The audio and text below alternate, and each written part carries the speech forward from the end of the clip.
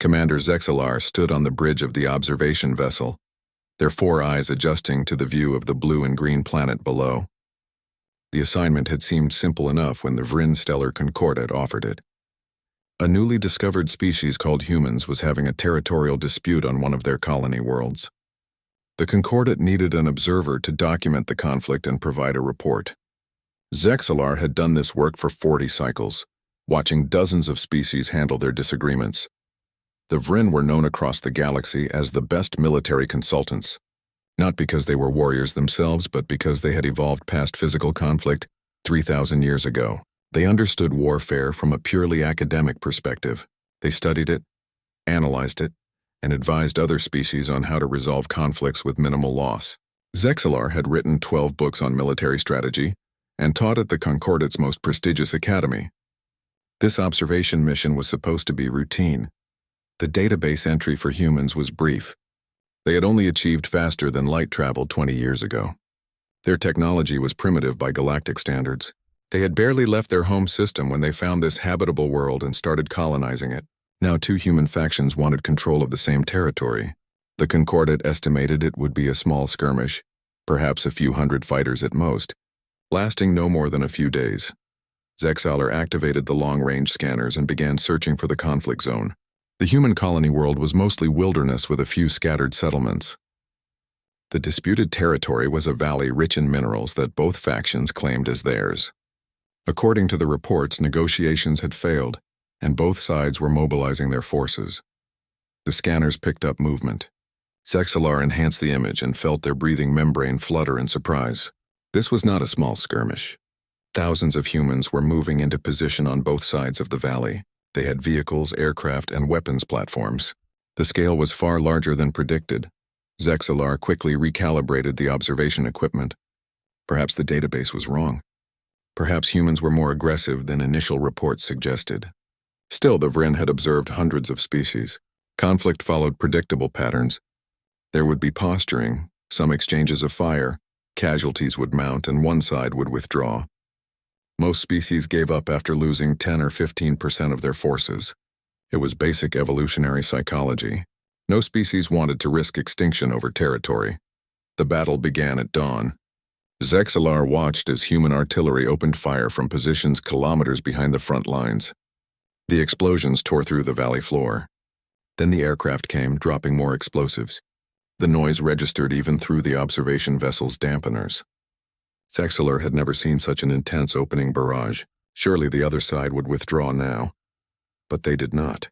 The defending humans stayed in their positions, hidden in trenches and fortified bunkers. They waited.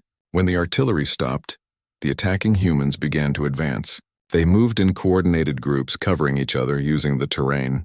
The defenders opened fire. Humans started falling, but the others kept coming. Zexalar checked the casualty counter in disbelief. 50 humans down, 70, 100. The attack continued. The attackers reached the first defensive line and fighting broke out at close range. Zexalar watched humans engaging in direct combat while explosions happened around them. Some were hit and fell. Others kept fighting. Some dragged their wounded back towards safer positions while still under fire. This made no sense. At 15% casualties, the attacking force should have withdrawn. That was the breaking point for most species. But the humans were at 20% losses now, and they were still advancing. Some units had taken 40% casualties and were still fighting. Zexalar opened a channel to monitor human communications. Perhaps there was a translation error. Perhaps these were not soldiers but some kind of automated drones. But no, the voices coming through were clearly organic beings, and what they were saying made everything worse. "Second squad, push up to that ridgeline," one human commanded. "Roger that. We're taking heavy fire here," another replied. "I know. Keep moving. We need that position." There was no panic in their voices. They spoke calmly, professionally, even as their fellow soldiers died around them. One human was even singing something between exchanges of weapons fire, singing, during combat. The battle continued for 6 hours. When it finally ended, the attacking humans had taken the valley. The defenders had withdrawn to secondary positions. Zexalar looked at the final casualty count and felt physically ill. Over 800 humans had died. Hundreds more were wounded, and from the communications Zexalar had monitored, Both sides were already planning to resume fighting the next day. Zexalar spent that night reviewing the recordings. There had to be something they missed. Some explanation for this behavior. The Vrin databases contained information on every known species' approach to warfare. Zexalar began searching for comparable examples. The results were disturbing. Humans had been fighting wars like this for their entire recorded history. Zexalar found records of human conflicts that lasted years, decades. Some had lasted over a century. Wars where millions of humans died, wars that consumed entire continents, and all of this happened on their own planet, before they even left their home world. There were records of something humans called World War I. Zexalar read the summary and had to stop several times. Millions of humans had died fighting over territory that changed hands repeatedly. Soldiers lived in trenches in the ground for years. They charged across open ground into machine gun fire. The casualty rates for single battles exceeded the total populations of some Vrin cities. Then there was World War II. Even more deaths. Even more destruction. Humans had developed weapons that could destroy entire cities in single strikes. And they had used them. Zexalar looked at the timeline. These wars had happened less than 200 years ago. For the Vrin, that was practically yesterday. The humans had gone from killing each other by the millions to achieving spaceflight in less time than Zexalar had been alive. The commander tried to sleep, but could not. Images from the day's battle kept replaying. Humans running toward danger instead of away from it. Humans dragging their wounded through weapons fire to safety. Humans staying at their posts even when their position was clearly lost. The singing. The casual conversations over communication channels while death was all around them. The next morning, Zexalar watched another battle begin. The defending humans had reinforced their positions overnight. The attacking humans tried a different approach. They were learning, adapting. The fighting was even more intense than the first day. Zexalar realized with growing horror that this conflict was not going to end quickly. These humans would keep fighting until one side achieved complete victory or complete destruction. On the third day of observation, Zexalar made a decision. The observation vessel's AI asked if the commander wanted to file a preliminary report. Zexalar looked at the data collected so far. The casualty counts. The recordings of humans fighting with a determination that defied all known models of behavior. The historical record showing this was normal for them. No report yet. Zexalar said quietly, "I need to see more. I need to understand what we are dealing with," but deep inside Zexalar already knew. The galaxy had just discovered something unprecedented. A species that did not just accept warfare as a last resort. A species that had perfected it. The observation continued for 7 more days. Each day brought fresh horrors that Zexalar could not look away from. The commander knew that stopping the observation would be the logical choice. The data collected was already enough for a comprehensive report, but something kept Zexalar watching. A terrible need to understand. On the 5th day, the attacking humans changed their strategy. They pulled back their main forces and began what the communications called a siege operation. Zexalar learned this meant surrounding the enemy and cutting off their supplies. A sensible approach, the commander thought. Finally, the humans were showing some restraint. But the defending humans did not surrender. They had enough supplies for perhaps 2 weeks. They sent out teams at night to raid the attackers' positions. Small groups of humans would sneak through enemy lines, attack supply convoys, and disappear back into the darkness. Sometimes these raiding teams were caught and killed. The next night, more teams would go out. Zexalar listened to the radio communications from one of these raids. 3 humans were trapped in a building, surrounded by dozens of enemy soldiers. The logical action was immediate surrender. Instead, the 3 humans coordinated their defense, made jokes about their situation, and fought until their ammunition ran out. Only then did they surrender. One of them had been wounded twice but kept fighting. The commander pulled up the Vrin military manual on acceptable combat behavior. There was an entire chapter on knowing when to withdraw or surrender. The mathematics were simple. When casualties exceeded 15% or when victory became impossible, forces should disengage. It minimized loss of life and resources. Every civilized species followed these principles. Humans apparently did not. Zexalar created a new file labeled Human Combat Concepts and began documenting terms that kept appearing in the communications. Holding the line. Fighting retreat. Last stand. acceptable losses. Each term represented an idea that made the commander's skin change colors in distress. Acceptable losses was particularly disturbing. It meant humans calculated in advance how many of their own people they expected to die during an operation. They planned for death. They accepted it as part of achieving their objectives. The Vrin tried to avoid any casualties at all. A single death in a Vrin military operation was considered a failure worth investigating. Humans counted their dead in percentages. Zexalar decided to search deeper into the human military history database. If this behavior was consistent across their species, there had to be records. What the commander found made the current conflict look like a minor disagreement. Humans had fought wars that lasted 30 years. 100 years.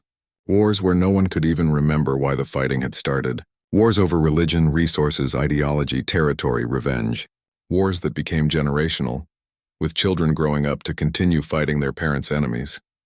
The commander read about human tactics through their history. Phalanx formations where soldiers stood shoulder to shoulder with shields and spears. Cavalry charges where humans rode animals directly at enemy lines. Naval warfare where humans fought on boats knowing that if their vessel sank they would drown. Aerial combat where humans flew primitive aircraft and fought while thousands of feet in the air. Humans had a concept called combined arms warfare that used all these elements together. Infantry, armor, artillery, and aircraft working as one force. The coordination required was impressive from a technical standpoint. But what struck Zexalar was that humans had developed this through trial and error. Through watching what worked and what got too many of their people killed, they learned warfare the way most species learned science, through experimentation and improvement. There were human military academies that taught warfare as a profession. Humans could study conflict for years and receive advanced degrees in military strategy. They had philosophers who wrote entire books about the morality and ethics of warfare. They debated questions like, when is war justified and how should soldiers behave during conflict? They made rules for fighting each other. Zexalar discovered the Geneva Conventions, human agreements about acceptable behavior during war. There were rules about treating prisoners humanely, rules about not attacking medical personnel, rules about what weapons were too cruel to use. Humans had made warfare so common in their history that they needed regulations for it. The commander's three-chambered heart beat faster while reading these documents. Humans knew war was terrible. They wrote poetry and songs about how horrible it was. They built memorials to remember the dead. They had days of remembrance where entire nations would stop to honor those who died in combat. And yet they kept fighting wars. One document caught Zexalar's attention. It was a human military motto, death before dishonor. The commander read it several times trying to understand. Humans valued their honor more than their lives. They would choose death rather than accept shame. What kind of species evolved this way? Zexalar researched the biology. Humans were predators, evolved from hunters. They had forward-facing eyes for tracking prey. They had complex social structures built around cooperation during hunts. Their ancestors survived by being better at organized violence than other predators on their world. That explained some of it, but not all. Many species were predators. None of them fought like humans. The observation vessel's AI interrupted with a message. The Vrin Concordat was requesting a status update. Zexalar had missed 2 scheduled reports. The commander looked at the data files. 10 days of observations, hundreds of hours of recordings, thousands of dead humans on both sides of a conflict over a mineral deposit. Tell them I need more time, Zexalar said. Commander, the contract specifies regular updates, the AI replied. I know what the contract says. Tell them I need more time to properly analyze what I am observing. The AI was silent for a moment. Are you feeling well, Commander? Your vital signs show elevated stress levels. Zexalar looked at the monitor showing the human battlefield. Even now, humans were preparing for another engagement. They were checking their weapons, talking to each other. Some were even laughing. In a few hours, some of those humans would be dead. They knew this, and they were laughing. No, Zexalar said quietly. I am not feeling well. That night, the commander could not rest. Zexalar activated the entertainment database that the observation vessel had collected from human broadcasts. Perhaps understanding human culture would explain their approach to warfare. What Zexalar found was worse. Humans made entertainment about war. They had movies, shows, books, and games focused on combat. Some portrayed war as glorious and heroic, others showed it as tragic and devastating. But all of it suggested that warfare was a fundamental part of human culture. Children grew up playing war games. Adults spent their free time watching war movies. There was a human film called Saving Private Ryan that Zexalar watched in horrified fascination. It showed a human military operation during World War II in graphic detail. Humans died violently on screen. The movie was considered entertainment. Millions of humans had chosen to watch this for enjoyment. Zexalar discovered human video games where players simulated being soldiers in various historical and fictional wars. Players competed to achieve the most kills. They formed teams and practiced military tactics for fun, for recreation. The commander found human music about warfare, songs celebrating victories, mourning losses, protesting wars, and encouraging soldiers. There were lullabies that mothers sang to children about soldiers coming home, marching songs that soldiers sang while training, battle hymns and fight songs. War was everywhere in human culture. It shaped their history, their art, their psychology, and they had not even unified their own planet yet. Humans were still divided into hundreds of nations and factions, all with their own militaries, all ready to fight each other if needed. Zexalar thought about the human colony world below. This was just two small factions fighting over one valley. What would happen if humans ever unified? What would happen if they brought their full military potential to bear as a single species? The thought was terrifying. On the 12th day of observation, Zexalar witnessed something that would change everything. A small unit of defending humans, only 8 soldiers, had become separated from their main forces. They were trapped in a communications outpost on a hill overlooking the valley. The attacking humans had surrounded the position with over 200 soldiers.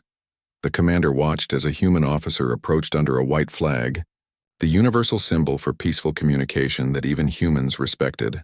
The observation vessel's sensors picked up the conversation clearly. "You are surrounded," the attacking officer said. "You have no supplies, no reinforcements, and no chance of escape. Surrender now and you will be treated according to the conventions. You have my word." There was a long pause. Then one of the trapped humans replied over a speaker, "We appreciate the offer." "The answer is no." The attacking officer seemed surprised. "Be reasonable. You have done your duty. No one will think less of you for surrendering." "You cannot win." "Probably not," the trapped human agreed. "But we can give our people more time to evacuate the civilians from Sector 7. Every hour we hold this position is another hour for them." "You would die for a few more hours?" the attacking officer asked. "If that is what it takes, right?" came the reply. The attacking officer stood silent for a moment, then turned and walked back to his lines. Zexalar watched him gesture to his forces. The attack began minutes later. The 8 humans fought from their fortified position with everything they had. They had limited ammunition and no heavy weapons, but they used the terrain expertly. Every approach to the hill was covered by their weapons. The attackers tried 3 times to rush the position and were driven back each time with losses. Zexalar calculated the tactical situation. The defenders could hold for perhaps 6 more hours before their ammunition ran out. The attackers would eventually overwhelm them through sheer numbers. The outcome was certain. The 8 humans knew this. Everyone involved knew this. And yet the fighting continued. The commander listened to the communications between the 8 defenders. They were not panicking. They were not crying or begging. They were coordinating their fire, conserving ammunition, and encouraging each other. One of them mentioned being hungry. Another joked that they should have packed more food. They laughed. These humans were going to die in the next few hours, and they were making jokes. "Command, this is Hill 7, one of the defenders transmitted. "We are still holding. Estimate 6 hours remaining on ammunition. How is the evacuation proceeding?" "Hill 7, this is command," came the reply. "Evacuation is 70% complete. You are buying us critical time. Thank you." "Roger that, command. We will hold as long as possible." Hill 7 out, that was it. No dramatic speeches. No complaints. Just acknowledgement and determination. Zexalar felt something break inside. These humans were about to die for the concept of buying time. Not for victory. Not for survival. Just time. The battle continued through the afternoon. The defenders' fire became less frequent as their ammunition dwindled. The attackers prepared for a final assault. Zexalar wanted to look away but could not. The commander had to witness this. Had to understand what it meant. The final assault came at sunset. The attacking humans rushed the position from 3 directions simultaneously. The defenders fired until their weapons were empty, then fought hand to hand. It was over in minutes. All 8 defenders died. The attackers took the hill. The evacuation was complete. Zexalar sat in silence for a long time. The observation vessel's AI asked if the commander wanted to log the incident. Zexalar did not respond. Something fundamental had shifted in the commander's understanding of reality. Later that night, unable to sleep, Zexalar accessed more human military records. The search was focused now, looking for similar incidents. They were everywhere. Humans had a specific term for what the commander had witnessed: last stand. It was so common in human military history that they had a name for it. There was the Battle of Thermopylae, where 300 humans held a passage against an army of thousands for 3 days. They all died. Humans still told stories about it thousands of years later. There was the Alamo, where fewer than 200 humans defended a fort against thousands. They all died. Humans built monuments to remember them. There were hundreds of these stories, thousands. Some involved small units like the one Zexalar had watched. Others involved entire armies choosing to fight to the last soldier rather than surrender. Humans seemed to view this behavior as admirable. As heroic, Zexalar found human medals and decorations given specifically for this kind of action. The Medal of Honor, the Victoria Cross, awards given to soldiers who went above and beyond normal duty, often by sacrificing themselves to save others. These were the highest honors human militaries could bestow. They celebrated self-sacrifice. The commander discovered human military special forces. These were soldiers who volunteered for the most dangerous assignments. They trained for years to become even more effective at warfare than regular soldiers. Humans competed for the chance to join these units. They wanted to be in more danger, take on harder missions, face worse odds, and these special forces soldiers were considered the best of humanity's warriors. Zexalar read about human military training. It was designed to be difficult, even dangerous. Humans deliberately made the training hard to prepare soldiers for worse conditions in actual combat. Some training programs had significant injury rates. A small number of trainees died during training every year, and yet humans continued to volunteer. The militaries had more applicants than positions. The commander found human military academies where officers were trained. Years of education in history, strategy, ethics, and leadership. These officers learned not just how to fight, but why to fight, when to fight, and what was worth fighting for. Humans had spent centuries developing military philosophy and doctrine. There was a human saying that kept appearing: Si vis pacem, para bellum. It was in an ancient human language called Latin. The translation was, if you want peace, prepare for war. Humans believed that being ready for conflict was the best way to prevent it. They maintained militaries even during peacetime. They trained soldiers who might never fight. They built weapons hoping never to use them. Zexalar discovered that human military spending was enormous. Even now, with humanity spread across multiple worlds, they spent substantial resources on weapons, training, and military infrastructure. More than they spent on some science programs, more than they spent on some social services. Defense was a priority. The commander found human fiction about future warfare. Books and movies showing humans fighting alien species, artificial intelligences, or each other in space. Humans were already imagining what war would look like with more advanced technology. They were thinking ahead, planning, preparing for conflicts that had not happened yet and might never happen. One particular book caught Zexalar's attention. It was called Ender's Game and was about human children being trained as military commanders to fight an alien invasion. Children. Humans wrote stories about training children to fight wars, and it was considered a classic of human literature. Zexalar read about human military innovation. So many human technologies had originated from military needs: jet engines, rockets, computers, the internet, medical advances, material science. Humans drove innovation through warfare. They invented new things to fight more effectively, then adapted those inventions for peaceful purposes. Their wars made their civilization advance faster. The commander sat back and looked at all the data. 12 days of observation, hundreds of files, thousands of humans dead in a minor colonial conflict, a species that had perfected warfare over 10,000 years of history, a species that was not even unified yet. still divided into competing factions, each with powerful militaries. Zexalar opened a secure communication channel to the Vryn Stellar Concordat.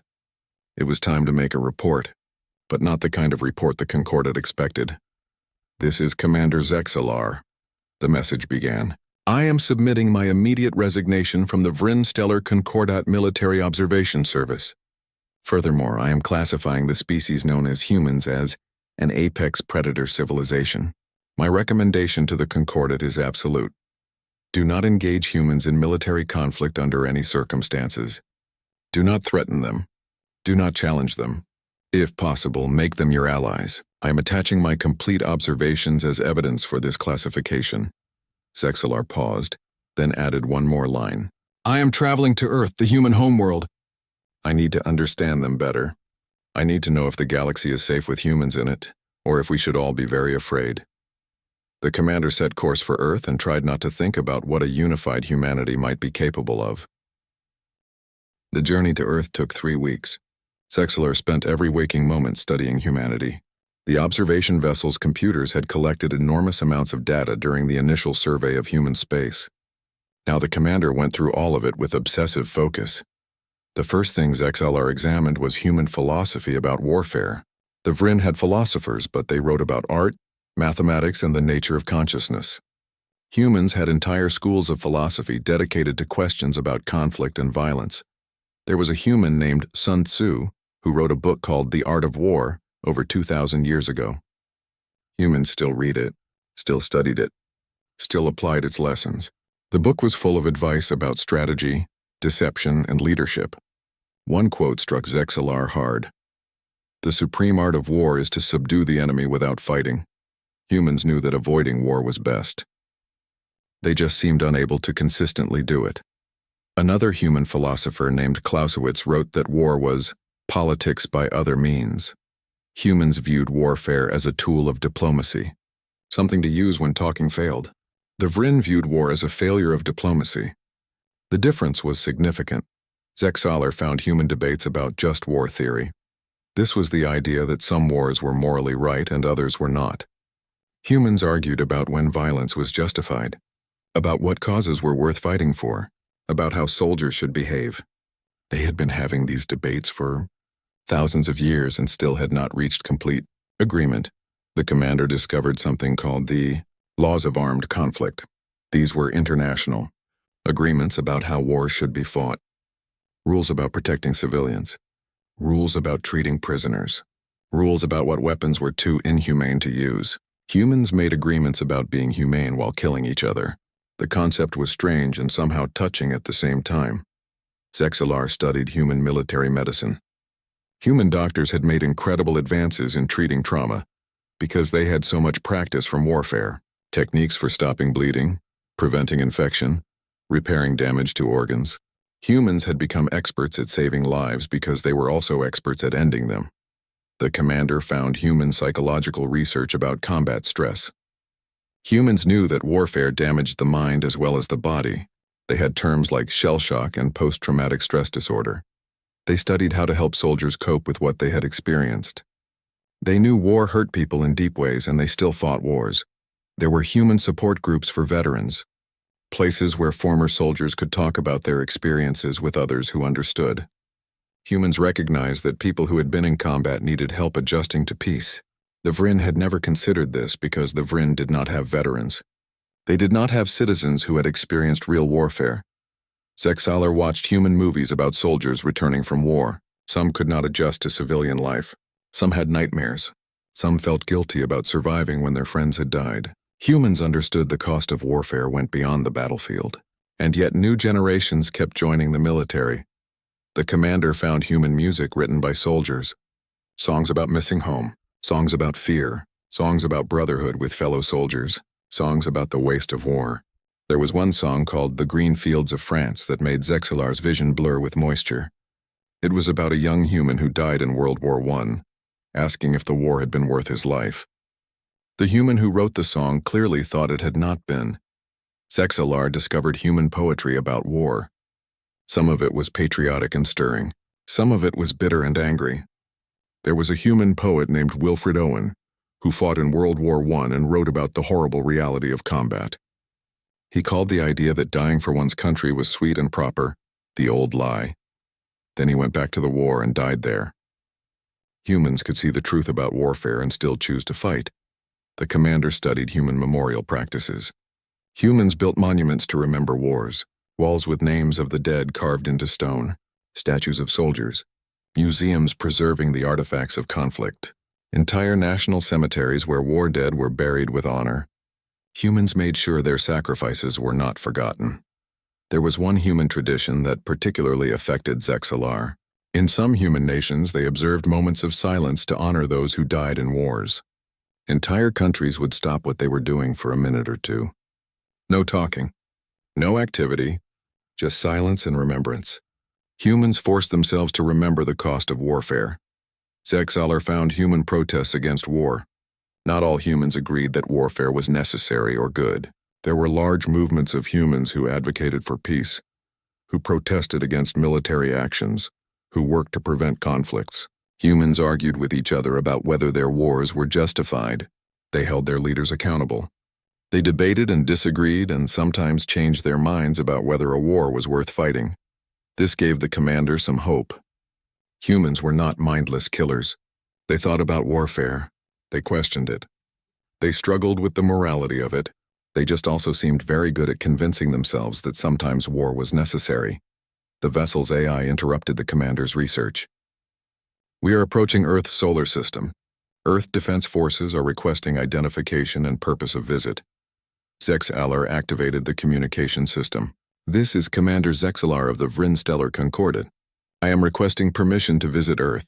I am not on official Concordat business. This is a personal request. There was a pause.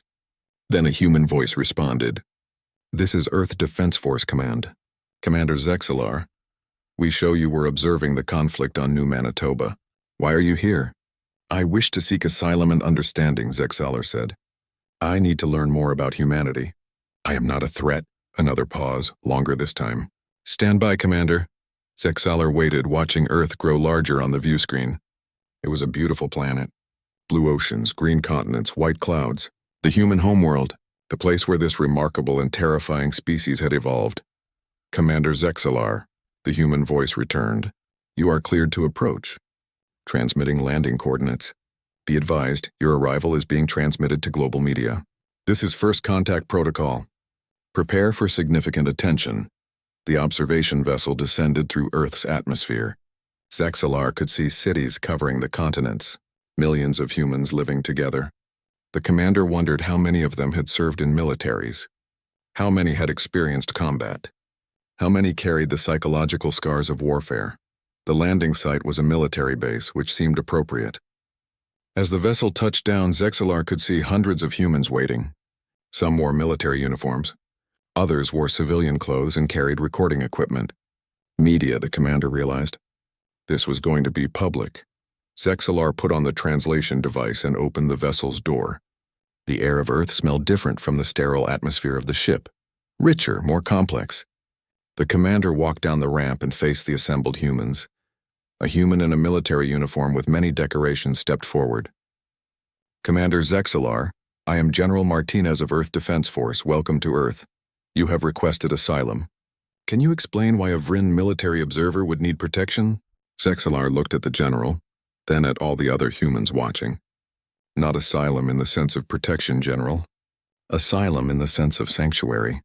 A place to think, a place to understand. I have witnessed things that have fundamentally changed my understanding of the galaxy. I need to be here on Earth to process what I have learned. What did you witness? A human with recording equipment called out. Zexalar turned to face them.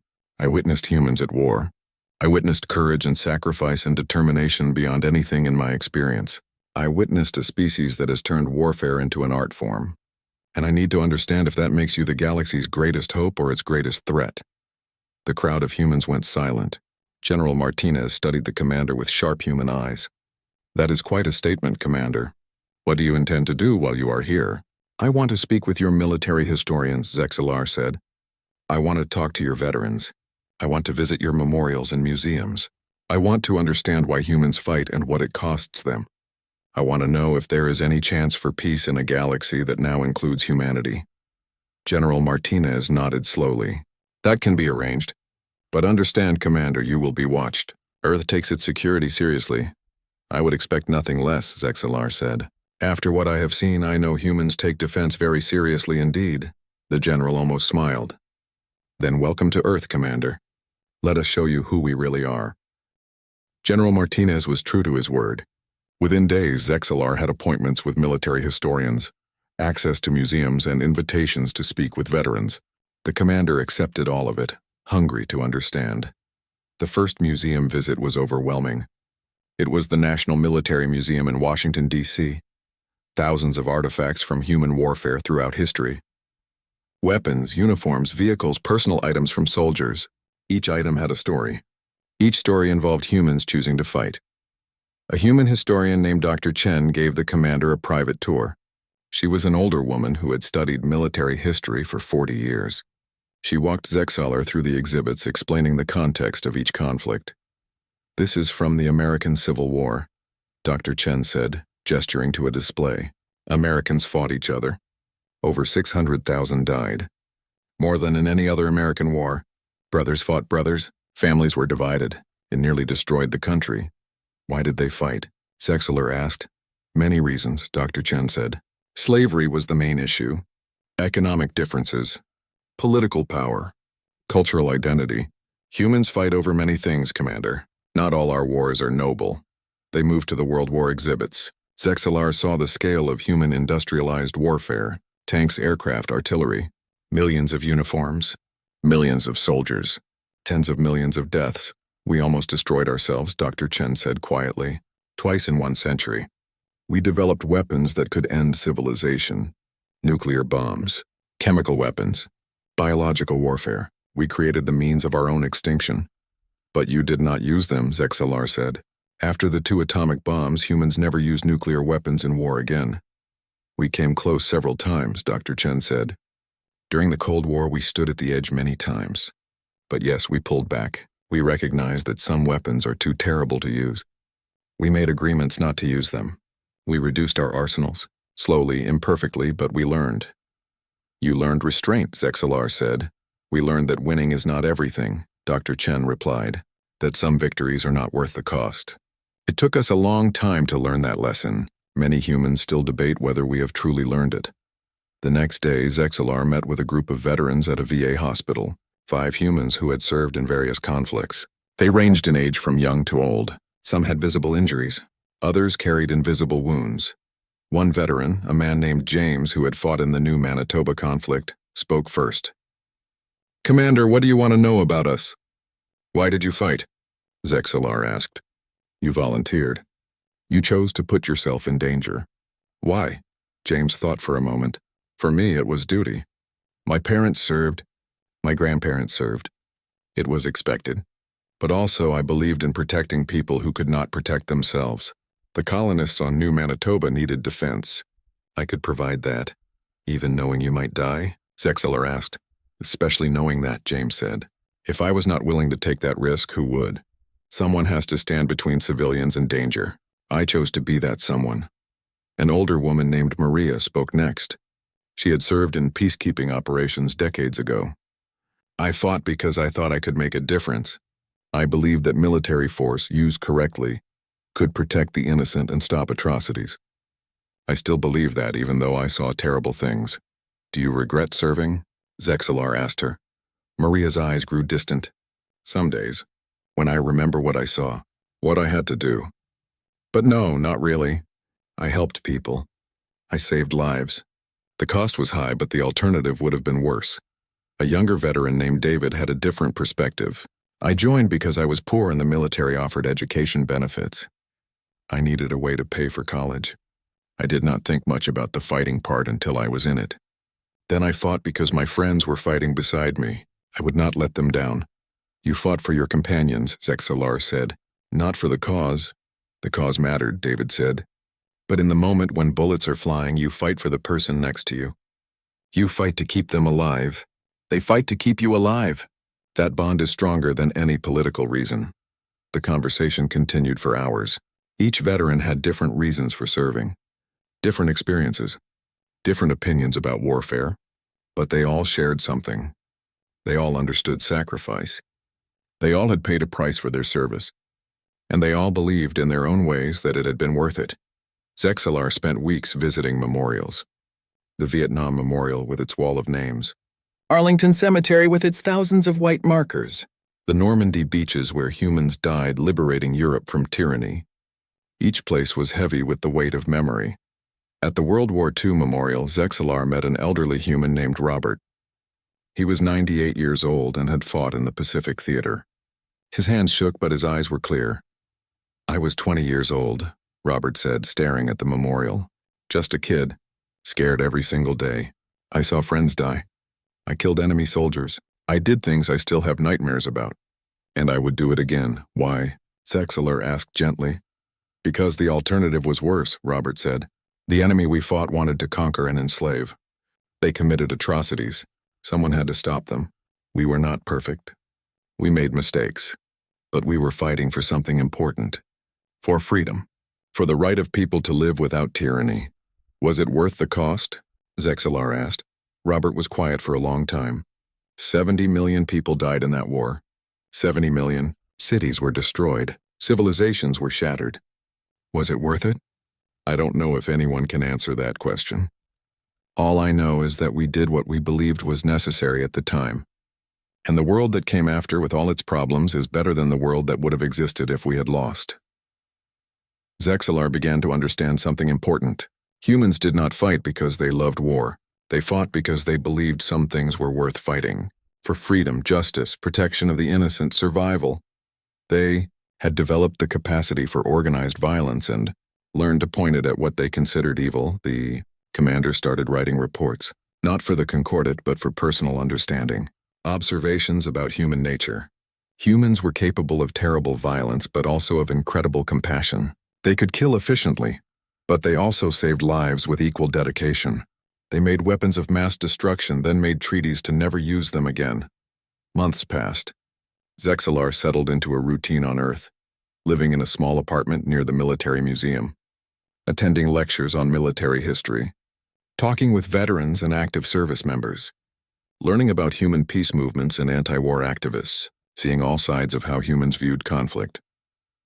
One day, General Martinez invited Zexalar to speak at a military academy. The commander stood before a room full of young humans training to become officers. They looked so young, so hopeful, so determined. "Commander Zexalar," one student asked, "you have studied our military history. You have seen us fight. What do you think of humanity?" Zexalar considered the question carefully. "I think you are the most dangerous species the galaxy has ever seen. You have spent 10,000 years perfecting the art of warfare. You have weapons, tactics, and warriors that no other species can match. You scare me." The room went quiet. The students looked uncomfortable. Then Zexalar continued, "But I also think you are capable of great good. You fight for reasons you believe are just. You make rules to limit the cruelty of war. You honor your dead and care for your wounded. You debate the morality of violence and question your leaders. You are dangerous, yes, but you are dangerous to the right things. To tyranny, to cruelty, to oppression. And that makes you not just scary but necessary." A young woman raised her hand. "Do you think humanity will ever stop fighting wars?" "No," Zexalar said honestly. "War is too deeply embedded in your culture and history. But I think you will get better at choosing when to fight and when not to. Better at ending wars quickly. Better at preventing them in the first place. You are learning slowly how to balance your capacity for violence with your capacity for peace." Another student spoke up. "What will you tell other species about us?" "The truth," Zexalar said. "That humanity is both terrifying and admirable. That making enemies of humans is foolish. That making allies of humans is wise. That the galaxy is safer with humans protecting it than threatening it. Your strength is not just in your ability to fight, but in your willingness to fight only when necessary." Zexalar had been on Earth for 8 months when the commander sent a final report to the Vryn Stellar Concordat. It was comprehensive, detailed. Honest humanity represents a paradigm shift in galactic civilization, the report concluded. They are warriors by nature and culture, but they are not mindless killers. They fight for principles. They sacrifice for each other. They understand the cost of warfare better than any species I have studied, because they have paid that cost repeatedly throughout their history. My recommendation remains unchanged. Do not fight humans. Instead, ally with them. Let them be the galaxy's warriors. Because they know how to be warriors who serve peace rather than destroy it. I am not returning to Vrin space. Earth is my home now. I have more to learn, and humanity has more to teach. Years later, Zexalar opened a cultural center on Earth. It was a place where aliens visiting Earth could learn about human military history and culture.